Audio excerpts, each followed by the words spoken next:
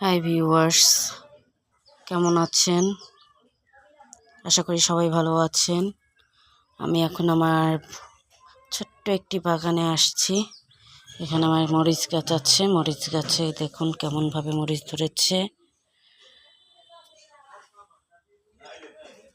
এখানে আছে মিষ্টি আলু গাছ, পুঁই শাক, করলা গাছ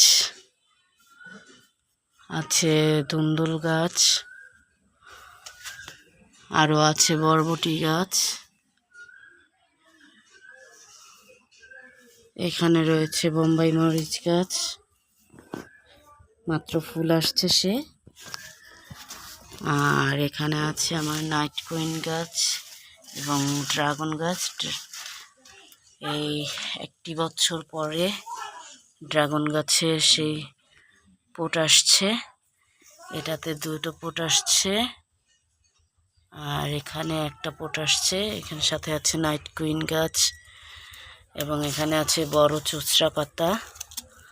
আজকে সকালে আমার হাতে লেগেছে এবং হাত খুব চুলকাচ্ছে। এখানে আছে মানকচু, আর একটা পেঁপে গাছ আছে। পেঁপে গাছে অবশ্য ফলন হয় না, পেঁপে গাছে ফুল হচ্ছে কিন্তু ফল আসতেছে না।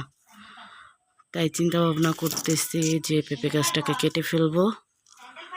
আপনারা কে কোথা থেকে দেখছেন অবশ্যই লাইক কমেন্ট শেয়ার করবেন, আর বন্ধুরা বেশি বেশি করে কমেন্ট করবেন।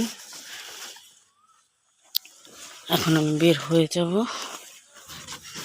এখান থেকে। আপনারা ভালো থাকবেন